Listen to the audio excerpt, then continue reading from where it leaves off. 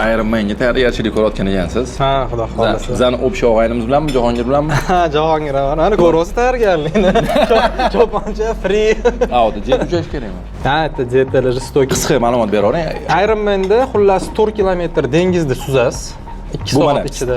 Start boshlanadi. Start boshlanadi. 1000 ta odam, mana shunaqa asosiy biznesmenlar. 5000 ta. Bu Barselonada mana 5-oktyabrda bo'ladi. 5000 ta odam bo'ladi. Start boshlanadi, hamma yugurib dengizga kirib ketadi. 2 soat vaqt beriladi. 4 kilometr suzishingiz kerak. 3.8 to'g'rirog'i. Sirazu chiqasiz, yugurib velosipedga o'tirasiz. 180 kilometr ketdingiz to'xtamasdan velosipedda. To'xtamasdan. Endi to'xtasangiz bo'ladi, vaqt yo'qotasiz. Yomonroq. Vaqtga tusha olmaysiz-da keyin. O'sha spesialniy gellar bor, yeb ichib ketaverasiz. Endi oldindan tayyorlanib ketaverasiz. Endi keyin velosipedni qo'yasiz, sirazu 42 kilometr yugurish shu bilan. Bunga 17 soat vaqt beriladi. 17 soat ichida bajarishingiz kerak.